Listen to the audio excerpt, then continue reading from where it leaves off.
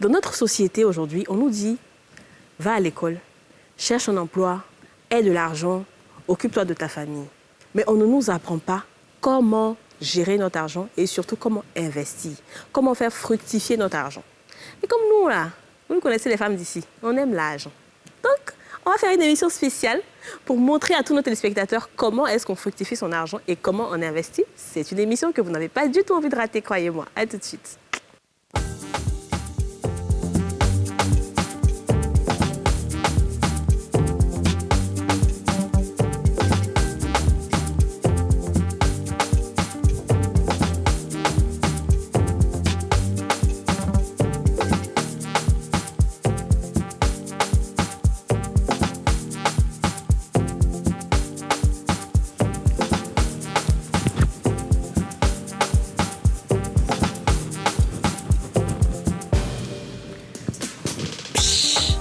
Bonjour à tous et bienvenue. Il est 13h05 et vous le savez, les femmes d'ici prennent le pouvoir. C'est l'émission en question, l'émission des émissions. L'émission en question. L'émission de quoi? L'émission de ça qu'il s'agit. L'émission de ça qu'il s'agit. Tout le monde donne l'émission des lions. L'émission des lions. L'émission des tigresses. Les plus fortes. Dis-nous. Les femmes les plus belles. L'émission des conquérantes. Oh yes. L'émission des guerrières. Les femmes classes. Allez, on prend le pouvoir.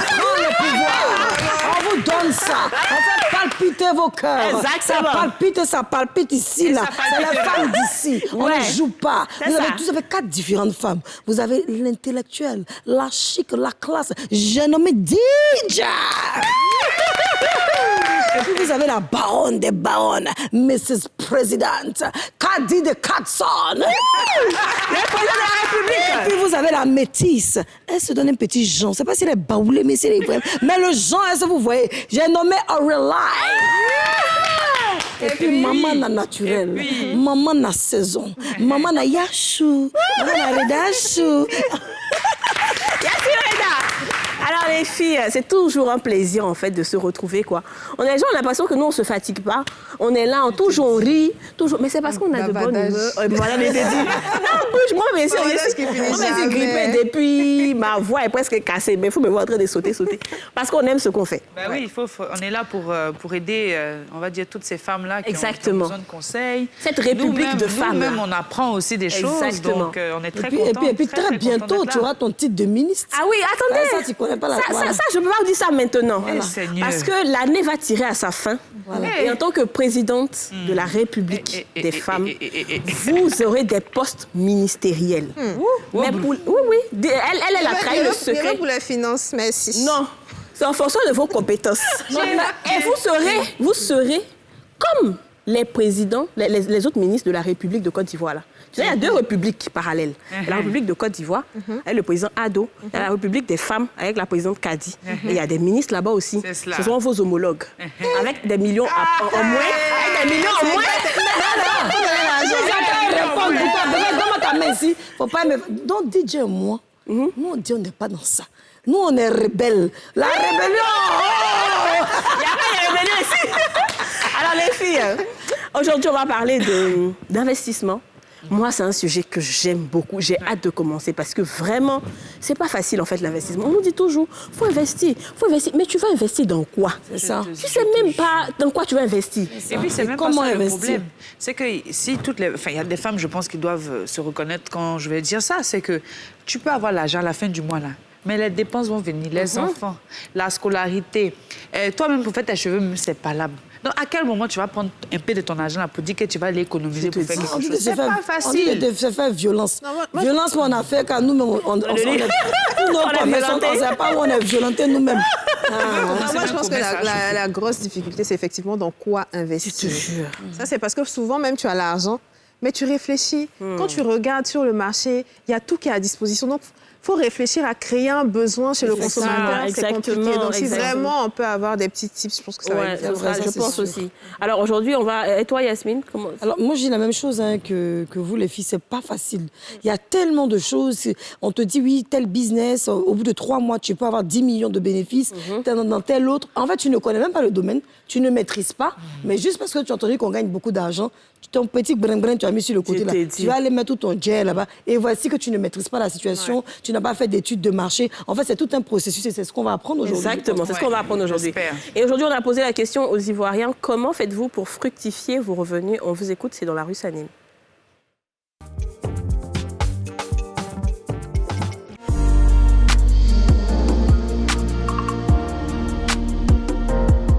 Bon, j'ai commencé petit d'abord avec les oranges. Et au fur et à mesure, j'ai ajouté papaye, banane. Et maintenant, je fais les jus orange naturels. Pour le moment, le ce qui est là. Pour le travail que je mène, c'est un travail mensuel. Donc, ce que je gagne, j'investis dans du commerce des articles, comment on appelle, dans le milieu du portable, les chargeurs, les batteries, que mon jeune frère vend au quartier. Au taxi, on n'est pas payé, c'est selon tu gagnes. Au taxi, on n'est pas payé. C'est ce que tu gagnes par jour. Le douanier te propose sa recette, 17 000. Après 17 000, c'est que tu gagnes ton carburant. Bon, c'est ça, sinon on n'est pas payé. Voilà, en plus de la cabine, j'essaie d'ajouter deux trucs, voilà, comme vendre peut-être un paquet de lettuce, voilà. Et puis travailler aussi durement, et puis tous les jeux présents sur le terrain, voilà. Tout ça, ça m'aide aussi à fructifier mes revenus en fait.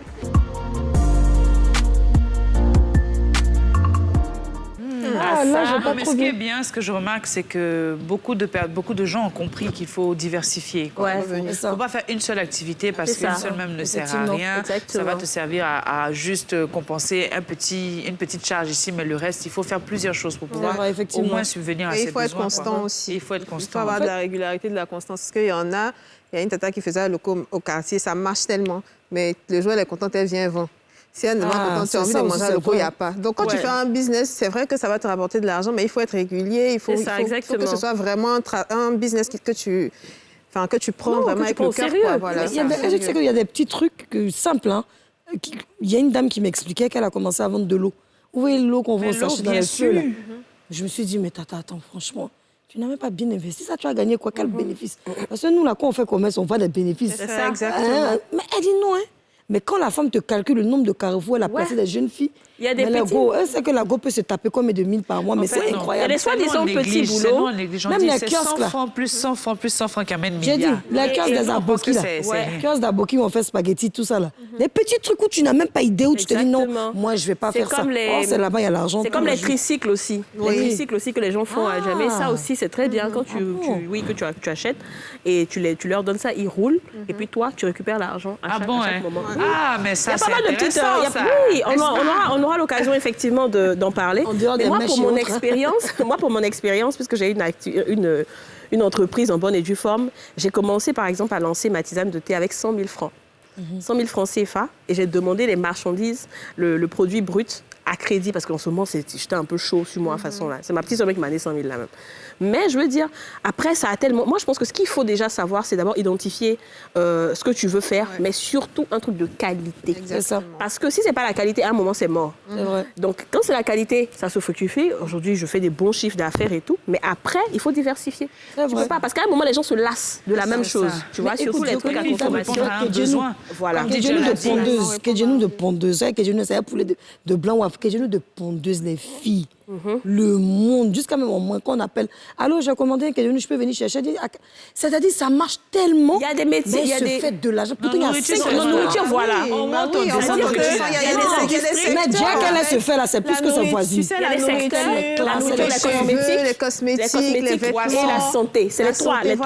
On a toujours besoin de ça. Quand on investit, on gagne là. Ça dit ça, c'est sur le long terme. Même en 2030, ça marche bien. Ce sera la santé, cosmétique et nourriture. Et puis l'alcool, même si c'est vrai que c'est la nourriture, c'est ça que ça marche plus comme les bars, là, c'est ça que ça marche. Parce que maintenant, tout le monde est hier. On connaît ce qui est bonne mèche, ce qui est mauvaise. Avant, on venait nous blaguer. Ça, là, c'est humain, ça, c'est pas humain. Maintenant, là, ma chérie, quand tu vas chercher tes conneries, tu viens, nous, on sait que c'est pas bon. C'est ça. On prend plus. Alors, les filles, aujourd'hui, on va parler avec une dame, Élodie, qui va nous aider à parler de tout ça. Mais elle sera en visioconférence. Donc, elle sera pas avec nous sur le plateau.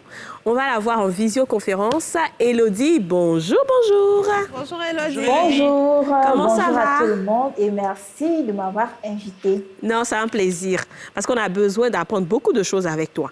Donc, comme tu es loin là, on s'est dit non, nous, la distance n'est pas un problème. Quand on veut l'information, on va la chercher. En tout cas. Donc, on est parti te chercher. Élodie, ça va? Tu es dans quelle ville? Je suis à Tallinn, dans le pays qui est l'Estonie. C'est un petit pays à côté de la Finlande. Wow. C'est pas là-bas que Yasmine était il n'y a pas longtemps, là. Yasmine. C'était pas en Estonie. À Tallinn, c'est vrai que l'Estonie, c'est un pays qui n'est pas très connu. C'est pourquoi je dis toujours que c'est à côté de la Finlande. Exactement. Parce que la Finlande, c'est mieux connu. Oui, oui, et donc, dans la ville de Tallinn. Oui. Et t'es de quelle nationalité, sinon? Pardon? T'es de quelle nationalité? Je suis camerounaise. D'accord. Alors aujourd'hui, on va parler d'investissement. Est-ce que c'est facile, tu penses, avec ton expérience aujourd'hui, tu es vraiment une maîtresse dans l'art d'enseigner l'investissement. Est-ce que tu penses qu'aujourd'hui en Afrique, on investit facilement? On sait où investir, on maîtrise un peu ce domaine-là? Je pense que l'Afrique, c'est une terre où il y a des multitudes d'opportunités d'investissement parce qu'il y a tellement de besoins à couvrir. Et ce qui est intéressant, c'est que les besoins sont les besoins les plus minimes que possible et qui demandent un minimum d'investissement. Seulement en vendant de l'eau glacée, une personne peut avoir une source de revenus qu'une autre personne qui partait, par exemple, à un travail de 9h à 17h pourrait avoir à la fin du mois. Donc, je pense que l'Afrique, vraiment, c'est une terre propice pour l'investissement. Il faut juste identifier le besoin et proposer la solution adaptée qui sera ensuite monétisée. D'accord. À ton avis, Élodie, quels sont les différents secteurs aujourd'hui dans lesquels on peut investir et qui peut nous rapporter de l'argent, on va dire, à court terme? Parce qu'il y a moyen terme et long terme, mais à court terme. Bon, vous avez cité les domaines tout à l'heure, hein, et je vous rejoins dans ce sens-là.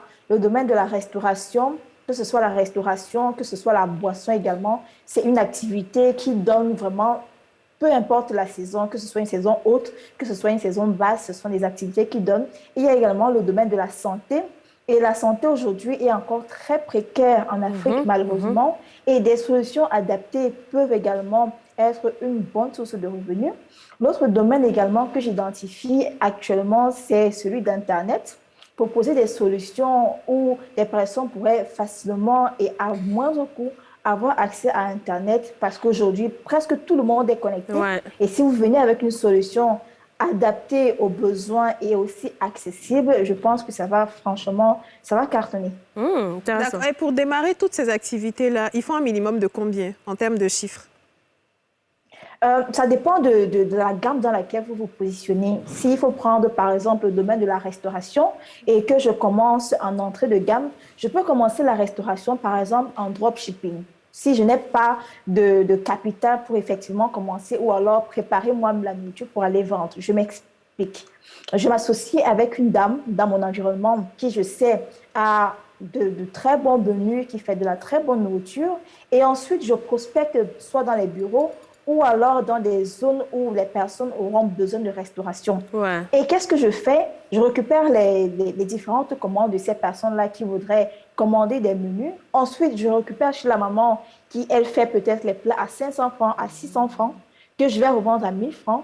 Je reconditionne dans des emballages un peu plus beaux et que je vais vendre.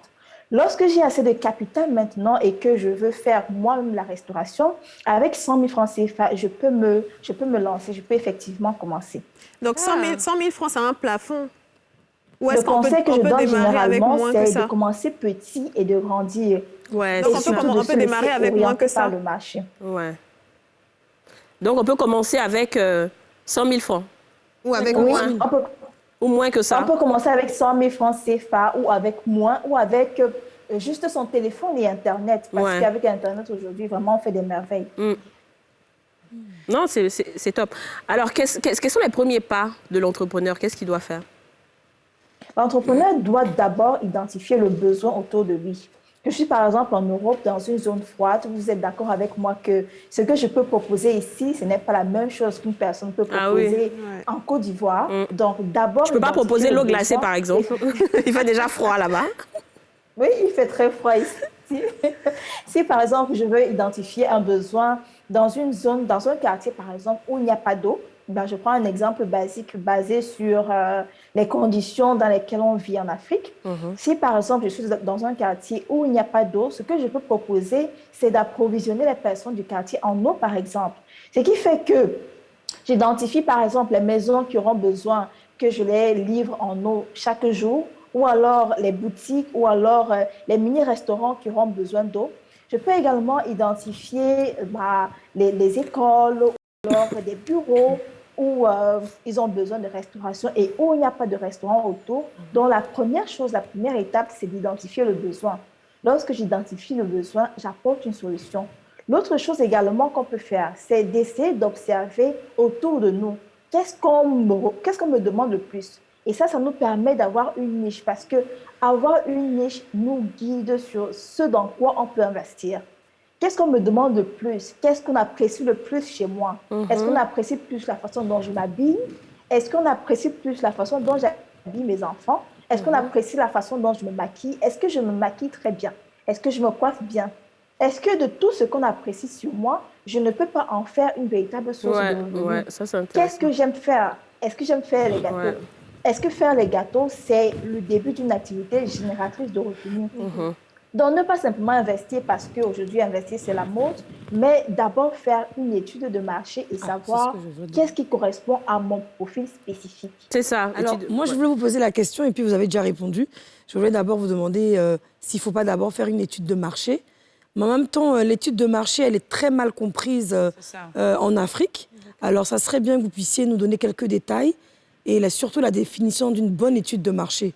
Parce qu'on arrive dans des rues ici à Abidjan où on a 30 restaurants qui font de la nourriture, mais chaque restaurant a sa clientèle. Est-ce que c'est parce que ces dames ont d'abord fait une étude de marché, qu'elles ont pu investir, ou bien on se lance comme ça parce qu'on se dit que la rue est animée, bon, comme ça marche, j'investis, j'ouvre mon restaurant. Qu'est-ce que vous pouvez nous donner comme conseil par rapport à ça? Je ne sais pas si la question m'est adressée parce que... Oui, c'est ça. Exactement. C'est-à-dire que, en fait, les études de marché, c'est mal fait, en fait, en Afrique. C'est mal compris. Comment est-ce qu'on fait même une étude de marché à la base? OK, pour faire une étude de marché, la première des choses qu'on fait, comme j'ai dit, c'est d'identifier le besoin.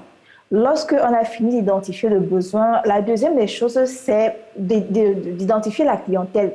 Qui est ma clientèle? Si, par exemple, j'ai identifié le besoin de restauration dans un quartier, alors je me demande qui est ma clientèle. Si ma clientèle, par exemple, ce sont les personnes qui sont dans les bureaux, la prochaine chose que je dois faire, c'est d'identifier à combien est-ce que je peux fixer le prix de mes plats, par exemple. Et donc, je fais comme une enquête auprès de ces personnes-là parce que ce sont eux mes potentiels clients et je leur demande combien est-ce que vous serez prêts à payer pour un plat, par exemple. Et lorsque j'ai des retours de leur côté, parce que tu ne fixes pas juste le prix parce que tu trouves que peut-être 2000 c'est trop cher ou 2000 c'est moins cher, non. C'est par rapport au retour du client. Donc, lorsque de leur côté, j'ai un retour de peut-être entre 50 et 100 réponses de personnes qui me donnent leur opinion, par rapport à ça, je fais une médiane de prix et puis je me dis, OK, la plupart est prêt à payer tel montant, alors ça oriente le prix de mon plat.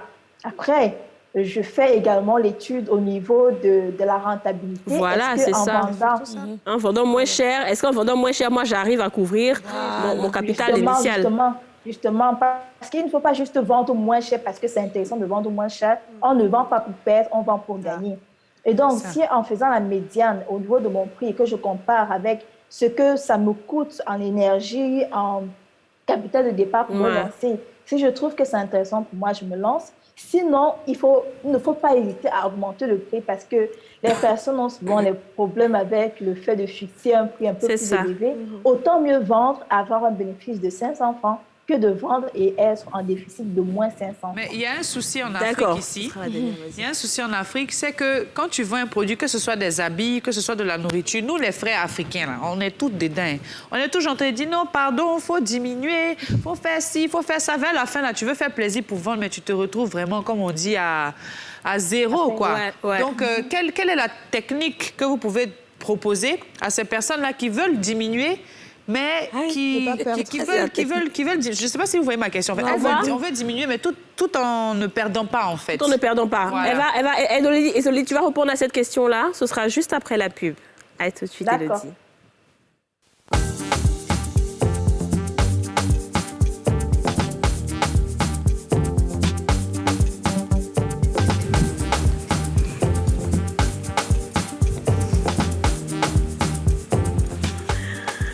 De retour sur le plateau des femmes d'ici. Aujourd'hui, on parle d'investissement. Nous sommes toujours avec notre invitée de la Finlande, de l'Estonie. De l'Estonie, pardon.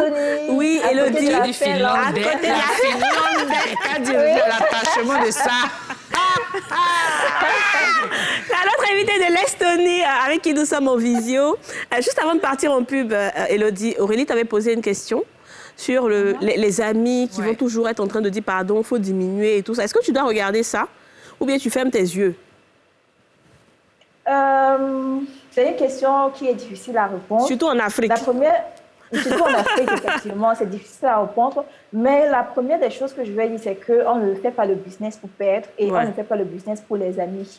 Généralement, quand vous commencez le business, les dernières personnes qui vont commander chez vous, ce sont les personnes de votre entourage. En tout cas. Donc, avant de prospecter, même avant de prospecter pour vendre, il faut savoir le prix en dessous duquel vous ne pouvez pas descendre. Merci. Si, par exemple, je vends cette veste et que je vends les vêtements, je sais que, par exemple, je dis vraiment du n'importe quoi, le prix d'achat de cette veste, c'était, disons, 6 000 francs CFA. Avec le transport, si j'ai acheté ça de l'extérieur, il me revient à 8 000 francs CFA seulement pour la veste. Et si je revends à 15 000 francs CFA et qu'une amie vient me supplie et puis elle me dit, Elodie, j'ai 9 000 francs CFA, je sais qu'en lui vendant la veste, je récupère mon capital. Mais si la même amie vient et me dit, non, j'ai 7 000 ou j'ai 6 000 francs CFA, je ne peux pas me permettre de lui vendre à 6 000 francs CFA parce que je suis en train de perdre, en fait. OK, d'accord. Une dernière question pour celles qui veulent, par exemple, vendre et qui se disent qu'en vendant en gros, tu gagnes un peu plus. C'est-à-dire que quand tu vends en détail, on achète un à un, mais quand tu vends en gros, tu as un prix, tu donnes à un prix un peu plus bas et du coup, tu as plus d'argent. C'est-à-dire que tu écoules vite ta marchandise. Est-ce que ça aussi, c'est une bonne méthode?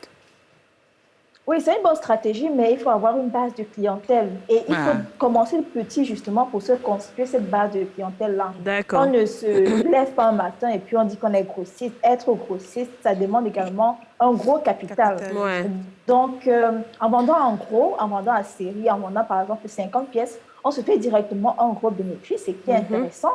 Mais aussi, c'est toujours mieux de commencer petit pour d'abord étudier le marché et voir si ça vaut la peine ou pas. Parce que je vous assure que vous pouvez également vendre en gros et vous vous retrouvez même en train de perdre si vous ne maîtrisez pas votre marché. D'accord.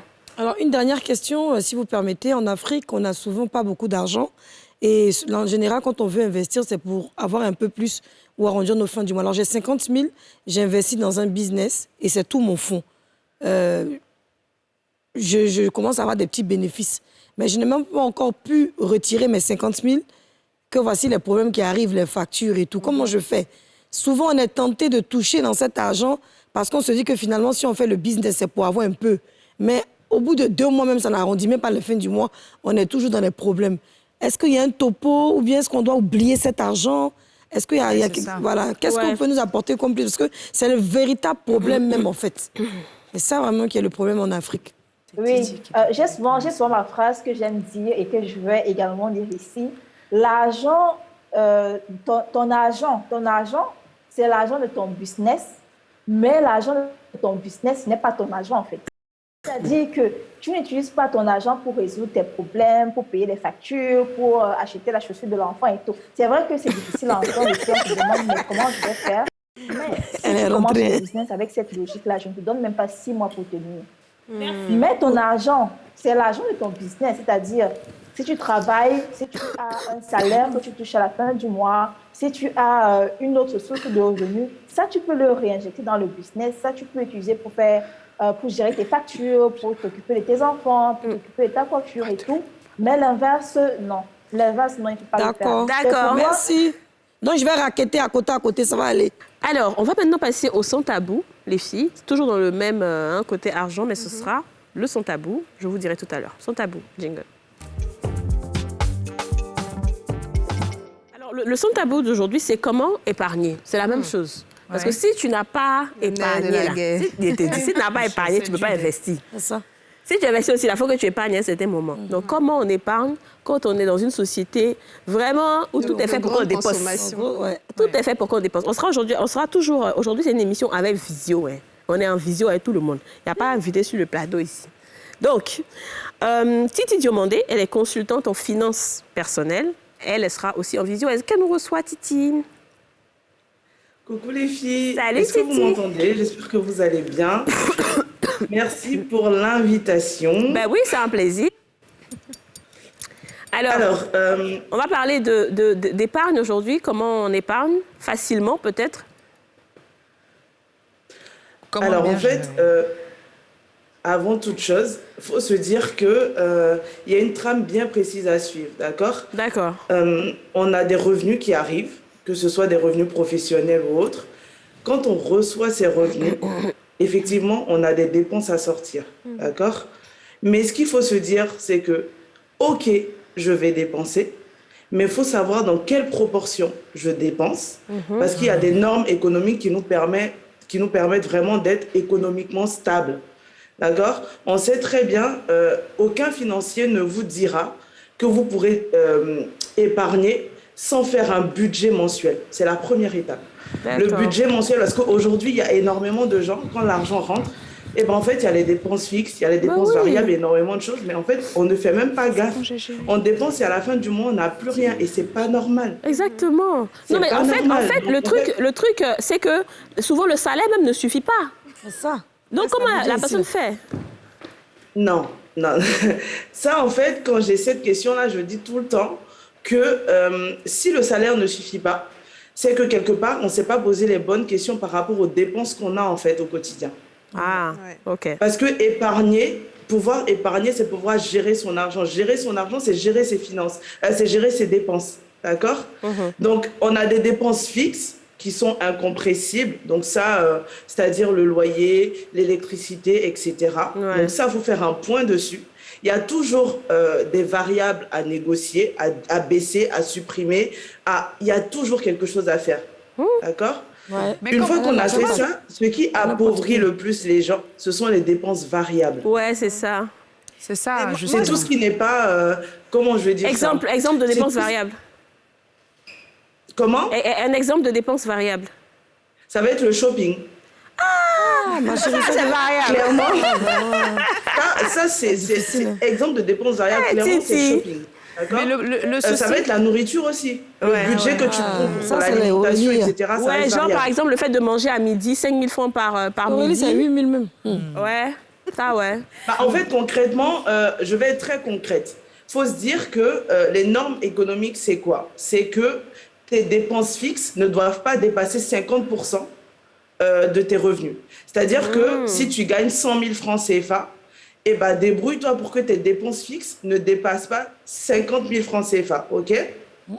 D'accord, je comprends bien. Alors, moi, je veux savoir dans quel ordre on fait l'épargne. Est-ce qu'on fait l'épargne avant de dépenser ou on finit de faire ses dépenses et c'est dans le reste là qu'on épargne? Comment est-ce qu'on fait l'épargne clairement? En fait, concrètement, déjà par éthique, on commence déjà par honorer ses engagements avant de se payer, clairement. Et ces engagements, c'est quoi? C'est payer son loyer, parce qu'on a signé un contrat, il faut l'honorer, d'accord? Tout ce qui est obligatoire, encore une fois, tout ce qui est dépenses fixes, pour avoir ton toit sur la tête, il faut payer ton loyer, il faut payer ton électricité, il faut payer ton eau, etc. Ça, ce sont des engagements fixes où on n'a pas le choix, d'accord?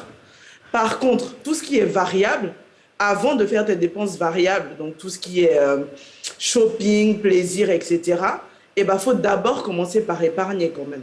Et on épargne quel pourcentage de son argent, de son salaire, par exemple? Concrètement, pour être confortable, c'est 50% de tes revenus, c'est tes dépenses fixes, d'accord? Tu te démerdes pour que ça rentre dedans. 30% pour tes dépenses variables et 20% que tu mets en épargne, en placement, etc. Comment tu appelles? Donc, de façon concrète, Aurélie, pardon, s'il te plaît. Concrètement, j'ai toujours sur la même question. Tu as 100 000 francs. Voilà. C'est combien exactement que tu vas garder? Parce que c'est vrai, tu as dit 20%, 30%, mais allons, calculons en même temps. On va dire, tu prends 50 000 pour tout ce qui est dépenses fixes, 30 000 francs pour tout ce qui est variable et 20 000 francs pour tout ce qui est épargne. C'est-à-dire que quand tu as 100 000 francs, débrouille-toi pour mettre au moins 20 000 de côté tous les mois. Mais est-ce que, Titi, dans les dépenses variables, on pense également aux imprévus? Parce que tout à l'heure, même Yasmine le disait, il y a souvent des situations qui nous arrivent, on ne maîtrise pas ces situations. Donc, on est obligé de puiser dans l'épargne. Et souvent, même cet argent-là, l'épargne même là, les imprévus même là, ça prend tout l'argent d'épargne là.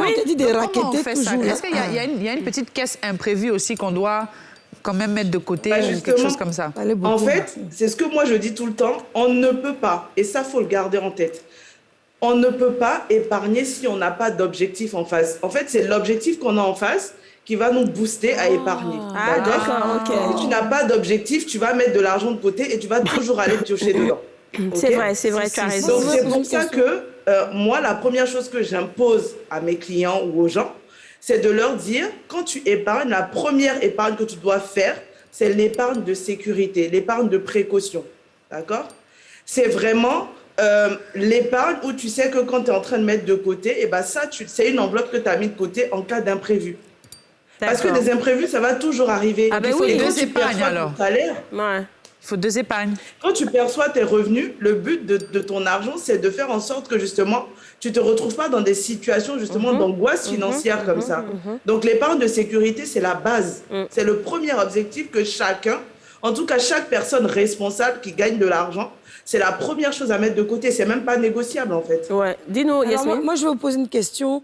Là, on a parlé d'épargne, mais aussi, comment est-ce qu'on sait que le loyer qu'on paye est le bon loyer par rapport à notre salaire?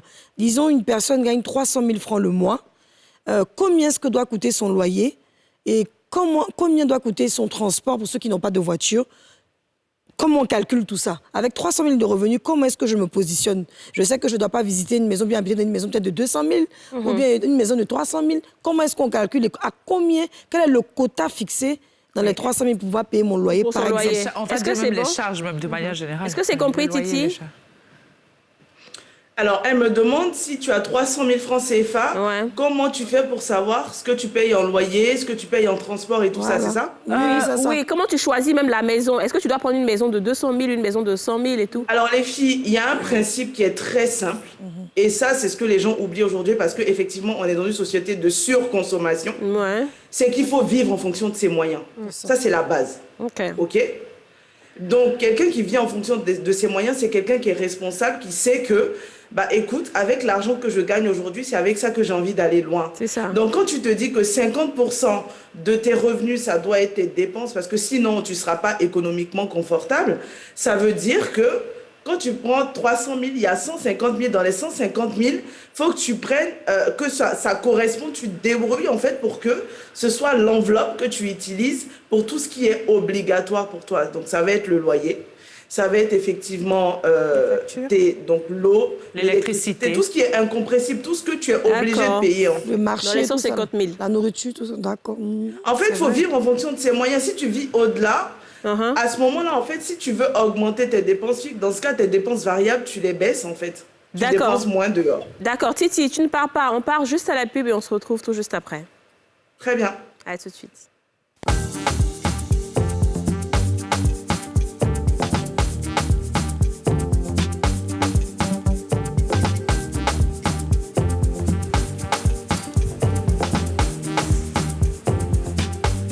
De retour sur le plateau des femmes d'ici, nous sommes toujours avec nos 2 invités, Elodie Onana et Titi Diomandé. On va les applaudir, les filles. Même si elles ne sont pas sur le plateau, mais quand même, hein, c'est la même chaleur. La même chaleur des femmes d'ici. Alors, Titi, moi, j'ai envie de savoir, parce que là, tout à l'heure, on parlait avec Elodie, on parlait d'investissement. Souvent, tu as envie d'investir et tout. Donc, est-ce que c'est quand tu as fini d'épargner, par exemple, sur 1 an ou bien sur 2 ans et tout, que tu te dis, bon, j'investis dans quelque chose pour que ça me rapporte? Ou bien, tu peux prendre un coup, tu fais violence sur toi, tu prends ton salaire même là, tu mets dedans et puis tu attends que l'argent vienne. Mais nous, on est kamikazes souvent. Hein. Mais c'est ça. Non, mais en fait, le but, investir, c'est pour avoir un confort, d'accord? C'est pour demain avoir un confort de vie, etc. Tu ne peux pas te prendre à la gorge, prendre tout ton argent, tout ton salaire et le mettre en investissement. Non, c'est un peu suicidaire en fait. Gérer son argent, c'est de faire en sorte d'être toujours confortable. Ça, il faut toujours le garder en tête, d'accord? Donc le mieux, c'est d'épargner. En fait, ça dépend. Il y a 2 catégories de personnes. Il y a des gens qui sont très sécuritaires et qui ne veulent pas prendre de crédit, etc. Je parle de crédit à la banque, etc. Donc, ils vont se dire, je vais mettre de côté pour investir dans mon business, OK? Et il y en a qui n'ont pas le temps. Donc, le facteur temps, bah voilà, il joue beaucoup dans l'investissement. Ils vont se dire, je vais passer par la banque, je sais exactement ce que je veux. Ça ne demande pas énormément de temps à mettre en place. Et je passe par la banque et je fais mon crédit, je investis. Ça dépend de chacun. Et à travers investissement, faut bien garder en tête qu'on investit avec une partie de son épargne. D'accord. L'épargne, en fait, n'est pas forcément du placement. Il y a des gens en Afrique qui investissent, qui ont de l'épargne, c'est gardé chez eux, par sécurité. Nos mamans, elles gardent encore dans les... En bas du lit, là-bas. Etc. Elles gardent encore dans leur pagne, etc. Elles ne faisaient pas forcément de placement. D'accord. Donc, quand on investit, c'est une partie de ton épargne que tu prends, soit pour placer, soit pour mettre dans un business, etc. Ça, après... c'est chacun comme il veut, mais il y a vraiment le facteur temps. Si je suis pressée, je prends un prêt à la banque. Si je ne suis pas pressée, eh ben, je mets de côté et j'investis dans ce que je veux. Alors Titi, est-ce que pratiquement, de manière pratique, tu conseilles souvent à des personnes comme moi, de prendre un bic et une feuille pour noter chaque dépense qui doit être faite? Parce que moi si j'ai de l'argent aujourd'hui, j'ai envie de me faire plaisir. C'est vrai que je suis ce conseil à moitié, où je garde effectivement mes dépenses fixes. Je sais que je dois payer mon loyer, je dois payer mes charges, etc. Mais par contre, le reste, là, bon, nous, on n'économise pas souvent parce qu'on essaye de... Tu vois, et puis en plus, c'est nous, le marketing, là, nous blague beaucoup, les publicités, là. On va dans un supermarché, on va voir... On va avec la calculatrice souvent, je te dis, je calcule, je m'en fous des gens, je calcule pour dire, bon, ça, là, je viens avec 50 000 francs au supermarché, mais je ressors avec une dépense de 70 000 francs sans le vouloir. Donc, comment on peut faire pour gérer justement ce genre de choses-là? Alors, en fait, moi, ce que je dis, c'est que les filles, il faut être conscient d'un truc. C'est que je fais toujours... Ça, c'est ce que j'appelle le money mindset, c'est-à-dire son état d'esprit par rapport à l'argent. Il faut être conscient que quelqu'un qui gère son argent, c'est quelqu'un qui a 3 qualités. Et vous allez vous poser la question de où est-ce que vous vous situez par rapport à ces 3 qualités. Titi, il ne faut pas nous baigner. Parce que tu as commencé là. Attends, va dire là. Franchement, si tu gagnes de l'argent, c'est que tu as envie de te réaliser. Ouais, c'est ça. C'est pas de tout claquer. Okay? Et pour te réaliser, il faut avoir un bon mindset, il faut avoir un bon état d'esprit. C'est ça. D'accord? Donc, quelqu'un qui veut se réaliser a 3 qualités. La première, c'est que la personne, elle est réaliste. Réaliste par rapport à quoi? Par rapport à l'environnement. C'est ce qu'elle disait Aurélie tout de suite. C'est qu'on est dans un... Il faut avoir conscience qu'on est dans un système qui est capitalistique. C'est quoi le capitalisme, en fait? C'est qu'il y a des boss au-dessus de nous, des gens qui ont de l'argent, qui ont mis en place un système pour accumuler de l'argent en faisant... accumulé par du profit. Donc, il faut que les moutons que nous sommes là consomment au maximum pour qu'ils se fassent de l'argent. OK? Donc, quand tu as compris ça, tu sais que quand tu sors, eh ben, en fait, dis-toi qu'il y a des gens derrière qui veulent t'arnaquer. Il faut que tu payes, il faut que tu payes, il faut que tu payes. Tu te poses la question, est-ce que j'en ai besoin? Ça, c'est la première chose. Donc, dans ta tête, sois réaliste. La deuxième chose, c'est de te dire, est-ce que je suis assez responsable? Responsable parce que l'argent que tu gagnes, je suis désolée, tu as des enfants. Tu es l'enfant de quelqu'un déjà, donc tu es enfant. Tu as des enfants, donc tu es maman. Tu es femme, etc. Donc, en fait, il faut que tu prévois un avenir pour tes enfants. Tu ne peux pas tout claquer comme ça, en fait. Ça, c'est la deuxième chose. Il faut être responsable. La troisième chose, c'est l'estime que tu as de toi-même. Ça, quand je dis ça, mais en fait, quelqu'un qui claque son argent tout le temps ne s'estime pas pour moi. Pourquoi? Titi!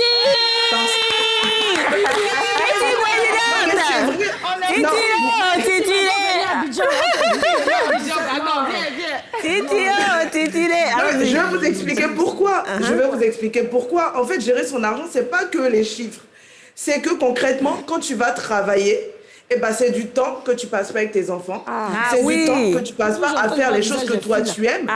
C'est du temps. En fait, tu vas cravacher en fait. Au sortir de là, faut que tu aies de l'argent. C'est le résultat, c'est de l'argent. Mais si tout cet argent-là, tu ne laisses aucune trace, ça veut dire que tu n'estimes pas le temps que tu donnes en fait. Merci Titi. En tout cas, tu restes là, tu ne pars pas. On va parler avec Elodie tout de suite. Mais Titi, toi, est-ce que tu seras ma camarade bientôt? Je te dis en même temps. Alors, Elodie, est-ce que tu es là? Je suis là. Oui, tu as écouté un peu ce que Titi disait. Moi, je vais revenir justement sur la réalisation aussi, mais c'est la même chose que l'investissement.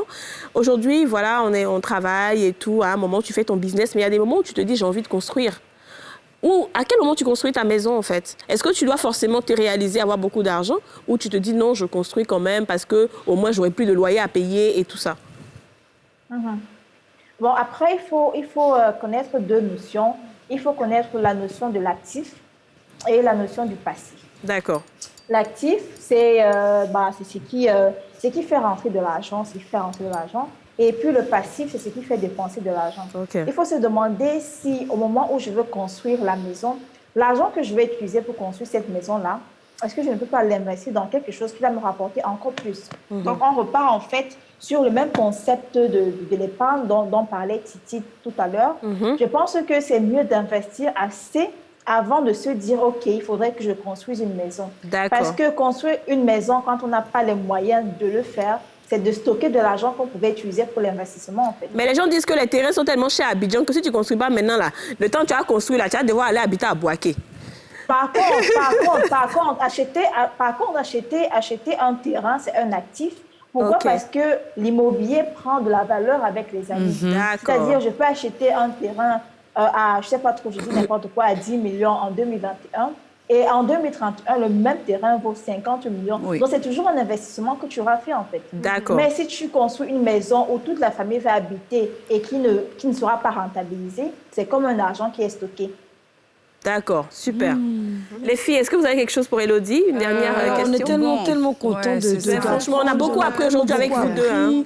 Non. Vraiment, c'est vraiment très touchant. C'est peut-être revenir encore en arrière par rapport à ce qu'on a posé. Mais si, par exemple, j'investis, comme Kadi l'a dit, pendant 2 ans, et que j'ai quand même un minimum. Mais il y a différents types d'investissements aussi. Il y a les gros investissements et il y a les petits investissements. Mais je veux voir grand. Est-ce qu'il faut que j'investisse tout l'argent que j'ai dans le projet que je veux mettre, ou est-ce que je peux peut-être décider de faire un autre petit investissement qui va me permettre de ramener encore de l'argent pour investir dans le gros projet que j'ai? Est-ce que vous voyez un peu la question? Oui, c'est important de diversifier ses sources de revenus. Diversifier les sources d'investissement, parce qu'un investissement qui donne de façon ponctuelle en 2021, en 2022, ça peut ne plus donner du tout. Et aussi prédire ce qui va se passer dans 5 ans, dans 10 ans, c'est pratiquement impossible. C'est vrai qu'on conseille de faire les business plans, mais les business plans ne sont que des prédictions qui peuvent changer. Il y a des paramètres qu'on ne contrôle pas, comme par exemple le coronavirus, comme le changement climatique, comme la pluie, comme je ne sais pas trop quoi. C'est important de diversifier ses sources de revenus. Et l'autre erreur à ne pas commettre, c'est de tout mettre dans un seul investissement. Investir 50%, quitte à commencer petit et grandir. Est-ce qu'investir dans la bourse... On applaudit Elodie, merci. Ça, c'est très bien dit. Est-ce qu'investir aujourd'hui, beaucoup de gens nous vantent les mérites de la bourse. Nous, on ne s'y connaît pas vraiment. Mais est-ce qu'investir dans la bourse aussi, c'est quelque chose d'intéressant? Gagner, perdu. Moi, je peux... Enfin, bref. La bourse, c'est un bon investissement, mais c'est un investissement vraiment sur le long, très, très long terme. Ce n'est pas quelque chose qui donne de façon immédiate. Et les personnes vraiment qui font la promotion du gain immédiat dans la bourse, j'ai envie de dire que c'est de l'arnaque. C'est du pipeau. Clairement. Merci beaucoup, Elodie. Merci d'avoir été avec nous. On va devoir te laisser parce qu'on est à la fin de l'émission. Est-ce que tu as un dernier mot pour ceux qui veulent investir? Le dernier mot que j'ai pour les personnes qui veulent investir, c'est de se lancer et de ne pas avoir peur. De commencer petit et surtout d'investir dans un domaine qu'on maîtrise un peu. Si c'est nous-mêmes qui allons le gérer. Si nous n'avons pas le temps de gérer le business, investir en une personne qui, elle, s'y connaît et mettre l'argent pour qu'elle développe l'activité. Si également, dans ce cas de figure-là, on ne se retrouve pas, investir dans les entreprises qui sont déjà à un stade de croissance et qui ont déjà fait leurs preuves.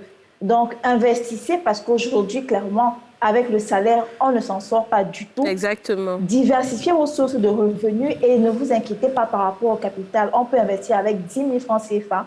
On peut investir avec 100 000. Le plus important, comme Titi a dit, c'est la vision et l'objectif. Donc, merci beaucoup, Élodie. On salue tous les habitants de l'Estonie. Alors, Titi est là? Oui, je suis là. Oui, Titi, nous sommes aussi à la fin de l'émission. Je vais prendre ton dernier mot. Alors, en fait... Ma nouvelle camarade, Titi. Parce que là, il y a besoin de ça. Il y a trop besoin de ça. Avec plaisir, Kadi. Alors, en fait, moi, ce que j'invite les gens à faire, en fait, c'est de se dire, OK pour investir, mais gérer correctement votre argent pour ne pas être pris à la gorge, parce que le but de l'argent, c'est pas ça. L'argent, le but de l'argent, c'est d'être un outil pour ton bien-être. C'est pas pour que tu sois toujours stressé, avoir le cœur, voilà. Et surtout, investissez, mais gardez toujours du cash, parce que le cash, c'est très, très important d'en avoir. Il y a énormément de choses qui prouvent que des gens qui mettent tout leur argent dans des investissements, qui rencontrent des soucis où il y a besoin de cash, c'est la tête dans le mur, en fait. C'est ça. Ouais. Donc, gardez toujours une part de cash avec vous et investissez une autre partie. Voilà. D'accord. Merci beaucoup, Titi, d'avoir été avec nous. Je vous en prie. Vous savez, les filles, maintenant, on va passer à Je suis la boss. On se remet de tout ça. C'est-à-dire qu'on pense. Tu es d'accord? On a des émissions comme ça, on pense en même temps. Chacun, je t'ai dit. On ne considère pas le temps du travail qu'on fait. Non, mais c'est la vérité. C'est la vérité. On parle C'est de d'Europe des 80 000, 100 000, 100 000, 150 000 comme ça. Et on paye des... Non, c'est 80 000, si tu savais. Et c'est vrai. Si tu savais comment on achète des Mais ça, perruques. elle n'a pas dit face à son attends 5 000, ça me dit ça. Mais moi, mes perruques qui me coûtent 400 000, 450 000. Il faut dire ça, faut t'es super à la télé avant de C'est pas la peine. Non, sérieux, c'est pas facile. C'est avec surtout 80 000, 50 000 ans, ce qui fait dépenser, c'est ça. Restaurant, nourriture, pour moi. Tu vois, là, tout le monde sait. Mais les filles, parlons de nourriture. On va aller voir Je suis la boss. Une Je suis la boss, elle est poissonnière. Et à délai. Bon poisson. Et poisson, là aussi. Regarde, là, la boss du poisson aussi, ça rapporte l'âge.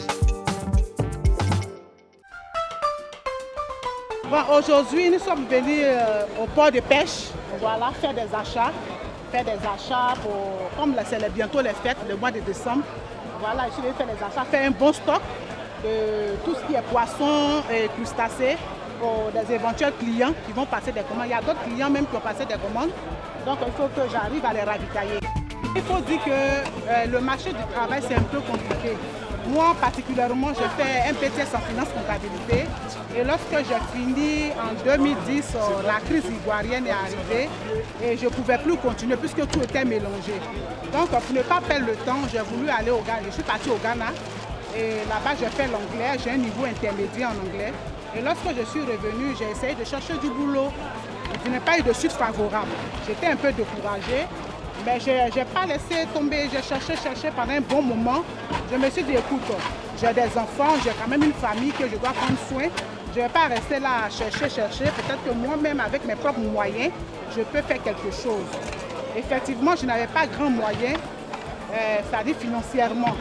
Et j'ai nourri l'idée, je suis venue au port ici, j'ai checké un peu le marché pour voir qu'est-ce qu'il me faut exactement pour commencer le business. Et je me suis rendu compte que je n'avais pas besoin de grandes choses. Il fallait juste... Et quand je suis partie, arrivée à la maison, j'ai acheté juste de la glace. Voilà, j'ai mis la glace, j'ai bien conservé le poisson avec la glace. La difficulté en réalité, c'est-à-dire quoi, nous qui venons acheter, pour leur revendre, souvent les difficultés qu'on fait face, c'est que l'achat qu'on fait, c'est pour le coût d'achat. Quand on finit de faire les achats, on se retrouve sur le marché, c'est-à-dire sur le terrain, dans les restaurants, les domiciles ou les ventes, souvent même au marché. On constate que les mêmes personnes, les fournisseurs qui nous donnent des produits ici, par exemple à un prix X, ils sont encore sur le marché, c'est-à-dire dans les restaurants, dans les marchés, dans les domiciles, à vendre ça au même prix.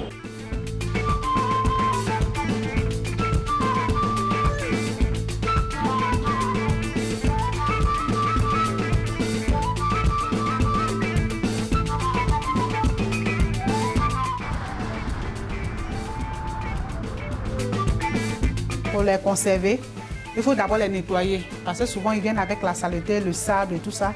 Donc tout à l'heure on va les nettoyer et on va vérifier encore la qualité.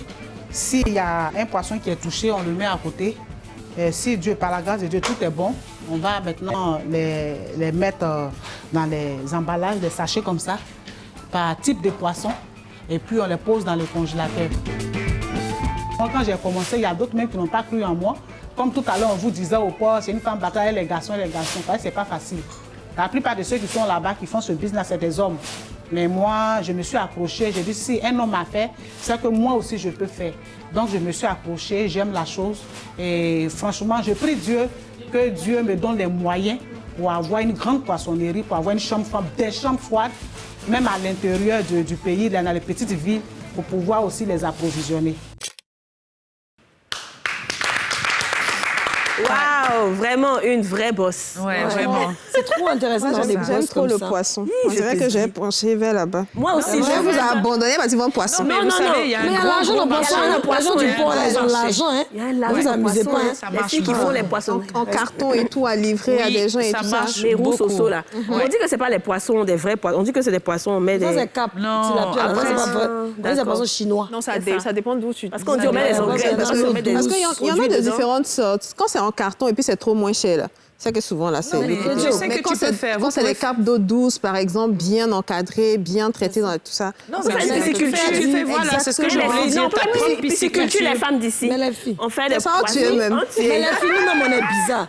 On s'est préparé. Mais quand c'est pas déjà au moins de griller ton poisson. Oui. Chacune a son secret de son petit piment, d'autres mettent gingembre, l'ail. Mais tous les dimanches, là, on n'est pas ensemble dans les coins où on mange à checker poisson. c'est vrai. Et puis, il faut voir le rang maintenant. Souvent, mais tu as oublié que tu fais femme d'ici. Tu as arrêté. quand il y a la Quand tu poussière. depuis, on commandé mon poisson, il faut me donner. On dirait que c'est quand il y a la poussière qui rentre dedans la queue qui Alors les filles, nous sommes à la fin de l'émission. Je dis à tous nos téléspectateurs merci. On espère que vous avez appris énormément. Vous pouvez revoir cette émission encore et encore sur Facebook et sur YouTube pour pouvoir vraiment développer vos aptitudes à économiser et à investir. On se retrouve demain pour un nouveau numéro des femmes d'ici. Épargnez.